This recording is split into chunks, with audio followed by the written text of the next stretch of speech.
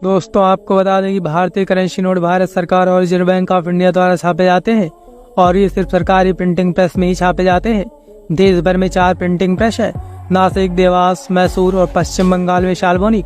दोस्तों यहीं पर नोट छपाई का काम किया जाता है। इसमें देवास की बैंक नोट प्रेस और नासिक की करेंसी नोट प्रेस वित्त मंत्रालय के अधीन काम करने वाली security printing and minting corporation of India के नेतृत्व में काम करते हैं। वहीं मैसूर व शाल्बोनी के प्रेस भारतीय रिजर्व बैंक की सब्सिडियरी कंपनी भारतीय रिजर्व बैंक नोट मुद्रण प्राइवेट लिमिटेड के अधीन काम करते हैं। इसे छापने के लिए खास तरीके की इंक का इस्तेमाल किया जाता है जो स्विट्जरलैंड की कंपनी बनाती है और यह कंपनी कई देशों को शाही निर्यात करती है। इस मामले में प्रधानमंत्री नरेंद्र मोदी ने भी स्वदेशी इंक और पेपर बनाने के लिए कहा था। कहा जाता है कि इसमें इंटेग्रियो, फ्लोरोसेंस और ऑप्टिकल वेरिएबल इंक का इस्तेमाल होता है। अलग अलग इंक अलग अलग काम करती है और इसका पेपर भी खास तरीके से तैयार किया जाता है। वैसे तो भारत की भी एक पेपर मिल होशंगाबाद में है। यह नोट और स्टाम्प के लिए पेपर बनाती है। हालांकि भारत के नोटों में लगने वाला अधिकतर पेपर जापान और यूके से आयात किया जाता है। आरबीआई अधिकारियों के अनुसार 80% नोट विदेशी कागज पर छापे जाते हैं और सिक्के भी 4 मिनट में बनाए जाते हैं। अब हम आपको नोट के इतिहास के बारे में बताते हैं। ब्रिटिश सरकार ने साल 1862 में पहला नोट छापा था जो कि यूके की कंपनी द्वारा छापे जाते थे। करीब 200 साल बाद 1920 में ब्रिटिश सरकार ने नोट को भारत में छापने का फैसला किया और भारत में अब 4 नोट छापने के प्रेस हैं। अब सवाल ये आता है कि आखिर कौन सा नोट कितने रुपए में छपता है। आपको बता दें दोस्तों कि 500 का नोट छापने पर 2.65 रुपए खर्च होते हैं। 200 के नोट पर 2.48 रुपए खर्च होते हैं। 100 रुपए के नोट को प्रिंट करने का खर्चा 1.51 रुपए है। 50 रुपए के नोट पर 1.22 रुपए खर्च होते हैं। 20 रुपए के नोट को छापने का खर्चा 10 रुपए के नोट से कम पड़ता है। सरकार को 1 पैसा ही खर्च करना पड़ता है इस पर। वहीं 10 रुपए के नोट को छापने का खर्चा 1.01 रुपया है। दोस्तों अब जो नए नोट बनाए जा रहे हैं वो पुराने वालों से सस्ते में बन जाते हैं। एक आरटीआई में बताया गया है कि पुराने नोट के बजाय नए नोट को छापने का खर्चा कम है। पुराने 500 रुपए के नोट को छापने का खर्चा 3.09 रुपए है। वहीं नए नोट को छापने का खर्चा 44 पैसे कम है। SPMCIL के स्वामित्व वाले 4 टकसालों में सिक्के ढाले जाते हैं। टकसाल मुंबई, हैदराबाद, कोलकाता और नोएडा में स्थित है। आरबीआई अधिनियम की धारा 38 के अनुसार केवल रिजर्व बैंक के माध्यम से ही इन सिक्कों को प्रचलन के लिए जारी किया जा सकता है। भारत में वर्तमान में 10, 20, 50, 100, 200 और 500 की कीमत वाले बैंक नोट जारी किए जा रहे हैं। इन नोटों को बैंक नोट कहा जाता है क्योंकि ये भारतीय रिजर्व बैंक के द्वारा जारी किए जाते हैं। 2 और 5 रुपए के मूल्य वर्ग के नोटों की छपाई बंद कर दी गई है और इन मूल्य वर्गों को गढ़ा गया है क्योंकि इन बैंक नोटों की छपाई और सर्विसिंग की लागत उनके जीवन के अनुरूप नहीं थी। हालांकि पहले जारी किए गए ऐसे बैंक नोट अभी भी प्रचलन में पाए जा सकते हैं और ये बैंक नोट वैध मुद्रा बने हुए हैं। 1 रुपए के नोट भारत सरकार द्वारा समय समय पर जारी किए जाते हैं और ऐसे नोट जिनमें पूर्व में जारी किए गए नोट भी शामिल है लेन देन के लिए वैध मुद्रा बने हुए हैं। विदेश से औरंगाबाद आए हुए पेपर को कैसे छापा जाता है। सबसे पहले पेपर को मशीन में डाला जाता है। मशीन से निकले नोटों के शीट पर अच्छे और खराब नोटों को अलग अलग कर दिया जाता है। इसके बाद सही नोटों पर नंबर डाला जाता है। नंबर डालने के बाद एक नोट का चेक किया जाता है। खराब नोटों का क्या करते हैं, जब नोट खराब हो जाते हैं तो उन्हें बैंक में जमा कर दिया जाता है। बैंक इन नोटों को मुख्य कार्यालय में भिजवा देते हैं। वहाँ उनकी जांच होती है और उनकी जगह पर नए नोटों को छाप दिया जाता है। तो क्या आपने कभी सोचा है कि पैसे आखिर हम तक कैसे पहुँचते हैं। इंडियन रिजर्व बैंक के देश में 18 ऑफिस है। अहमदाबाद, बेंगलुरु, भोपाल, बेलापुर, मुंबई, कोलकाता इत्यादि। सबसे पहले नोट्स ऑफिस में पहुंचते हैं और फिर इसके बाद इन्हें अलग अलग बैंक्स में भेज दिया जाता है। एक फैक्ट यह भी है कि किस देश में कितने नोट छापते हैं ये उस देश की सरकार, सेंट्रल बैंक, GDP और विकास दर के हिसाब से तय किया जाता है। हमारे देश में रिजर्व बैंक क्या तय करती है कि कब और कितने नोट छापने हैं, एक बार में कितने नोट छापे जाएंगे, यह भी आरबीआई के द्वारा ही तय किया जाता है। नोटों की छपाई मिनिमम रिजर्व सिस्टम के आधार पर तय की जाती है। ये प्रणाली भारत में 1957 से लागू है। इसके अनुसार आरबीआई को यह अधिकार है कि वह आरबीआई फंड में कम से कम 200 करोड़ रुपए मूल्य की संपत्ति अपने पास हर समय रखे।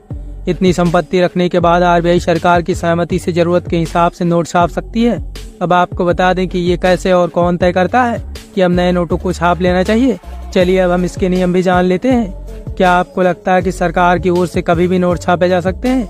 अगर आपको लगता है हाँ, तो आपको बता दें कि ऐसा बिल्कुल भी नहीं है। इसके लिए सरकार को कई तरह के नियम फॉलो करना होता है। भारत में नए सिक्के छापने का अधिकार रिजर्व बैंक ऑफ इंडिया के पास है। जब आपके पास पैसे नहीं होते हैं या आपको पैसों की जरूरत होती है तो आपका भी मन करता होगा कि एक पैसे छापने वाली मशीन आ जाए तो पूरी टेंशन ही खत्म हो जाए। लेकिन दोस्तों ऐसा तो वो लोग भी नहीं कर सकते हैं जिनके पास नोट छापने की मशीन है, यानी खुद रिजर्व बैंक ऑफ इंडिया या भारत सरकार भी ऐसा नहीं कर सकती है। उन्हें भी कई नियमों को ध्यान में रखते हुए नोटों की छपाई करनी होती है, जिसके बाद ही बाजार में नोट आ पाते हैं। ऐसे में चलिए जानते हैं कि आखिर नोट किस आधार पर छापे जाते हैं और कब यह पता चलता है कि अब नए नोटों को छापने की जरूरत है। भारत में नए सिक्के छापने का अधिकार रिजर्व बैंक ऑफ इंडिया के पास है। 1 रुपए की नोट को छोड़कर सभी नोट आरबीआई छापता है, जबकि 1 रुपए की नोट को भारत सरकार की ओर से छापा जाता है। खास बात यह है कि आरबीआई 10,000 रुपए तक के नोट छाप सकता है और उससे बड़े नोट छापने के लिए सरकार से इजाजत लेनी होती है। पहले आरबीआई कई मानकों को ध्यान में रखते हुए ये पता करता है कि कितने नोट छापने की जरूरत है और फिर इसके लिए सरकार से परमिशन ली जाती है। फिर सरकार भी आदेश देने से पहले आरबीआई से इजाजत लेती है और फिर उसके आधार पर अंतिम फैसला लिया जाता है। वैसे आखिरी फैसला सरकार का ही होता है। ऐसा नहीं कि जब भी देश में गरीबी को मिटाना हो तो नए नोट छाप दो और चाहे जब नए नोट छाप दिए जाए। भले ही सरकार के पास नोट छापने का अधिकार होता है, लेकिन ऐसा नहीं है चाहे जब कितने भी नोट छाप दिए जाए। ऐसा करने से देश की अर्थव्यवस्था बिगड़ जाएगी, जिससे वहाँ के करेंसी की कीमत काफी ज्यादा कम हो जाती है और महंगाई की दर भी काफी ज्यादा बढ़ जाती है। भारतीय रिजर्व बैंक की स्थापना 1 अप्रैल 1935 को हुई थी। मतलब आजादी से पहले देश में रिजर्व बैंक के नींव पड़ चुके थे। अपनी स्थापना के 3 साल बाद 1938 के जनवरी में आरबीआई ने पहली बार 5 रुपए का करेंसी नोट जारी किया था। इस नोट पर किंग जॉर्ज शख्स की तस्वीर प्रिंट हुई थी। इसके बाद 10 रुपए के नोट, मार्च में 100 रुपए के नोट और जून में 1000 रुपए और 10 रुपए के करेंसी नोट जारी किए गए थे। देवास में नोट की शाही है, जहाँ पर 10, 50, 500 के नोट छापे जाते हैं। मैसूर में 2000 रुपए के नोट छपते हैं। आपको बता दें कि देवास में एक साल में 265 करोड़ रुपए के नोट छापे जाते हैं। पैसों से पैसा कैसे बनाया जाता है?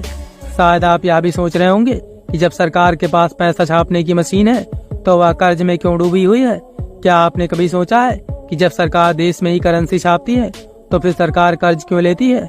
अब सरकार ज्यादा करेंसी छाप कर ही विकास कार्य क्यों नहीं कर लेती है? आइए हम आपको इसका जवाब बताते हैं। सरकार एक तय सीमा से ज्यादा करेंसी इसलिए नहीं छापती है क्योंकि इससे देश में महंगाई बढ़ सकती है और ज्यादा नोट छपेंगे तो ऐसे में लोगों के पास ज्यादा पैसा आ जाएगा। जब ज्यादा पैसा आएगा तो उनकी जरूरतें भी बढ़ेंगी, जिससे महंगाई बढ़ेगी। साथ ही हम जिन चीजों का उपभोग करते हैं या सेवाएं लेते हैं वो उतनी ही होंगी, लेकिन बाजार में करेंसी बढ़ जाने से उनकी कीमत में इजाफा हो जाएगा। मतलब कोई देश जितनी ज्यादा करेंसी छापेगा वहाँ उतनी ही महंगाई बढ़ जाएगी। इस बात को एक उदाहरण से समझ सकते हैं। मान लीजिए सरकार ने खूब सारे पैसे छाप दिया और देश के हर नागरिक के पास लाखों रुपए की संपत्ति हो गई। लेकिन अब अगर आप बाजार से कोई चीज लेने जाएंगे जिसकी कीमत पहले 50 रुपए थी, अब दुकानदार भला उसे 50 रुपए में क्यों बेचेगा? क्योंकि 50 रुपए की अब उतनी कीमत नहीं रही जितनी पहले थी। साथ ही जब किसी चीज का उत्पादन होगा तो वहाँ भी उसकी लागत बढ़ जाएगी। तो जब तक प्रोडक्ट मार्केट में आएगा उसकी कीमत भी बहुत ज्यादा बढ़ चुकी होगी। मतलब अगर ज्यादा करेंसी छापे जाएंगे तो फिर छोटी छोटी चीजों के दाम जो आज 10 रुपए 5 रुपए हैं वह ज्यादा करेंसी छपने की स्थिति में सैकड़ों हजारों में पहुंच जाएंगे। या इसे ऐसे भी समझ सकते हैं कि मान लीजिए अगर किसी देश में सिर्फ 5 लोग रहते हैं और उनके पास 100 रुपए की करेंसी है, उस देश में 50 किलो चावल पैदा होता है, तो फिर इस तरह से उन 50 किलो चावलों की कीमत होगी 1000 × 5, मतलब 500 रुपए होगी। अब अगर सरकार ज्यादा करेंसी छाप देती है तो उन लोगों के पास ज्यादा पैसे आ जाएंगे, लेकिन चावल तो 50 किलो ही है। ऐसे में ज्यादा करेंसी छपने की स्थिति में इन चावलों की कीमत बढ़ जाएगी। ज्यादा संख्या में करेंसी की छपाई से उस देश की करेंसी डिवैल्यू हो जाएगी। तो दोस्तों आपको पता चल गया होगा कि आखिर नोट कैसे छापे जाते हैं और आखिर हम ज्यादा नोट क्यों नहीं छाप सकते हैं। वीडियो अच्छी लगी हो तो लाइक और शेयर करें। साथ ही साथ अगर आप हमारे चैनल पर नए हैं तो चैनल को सब्सक्राइब जरूर करें।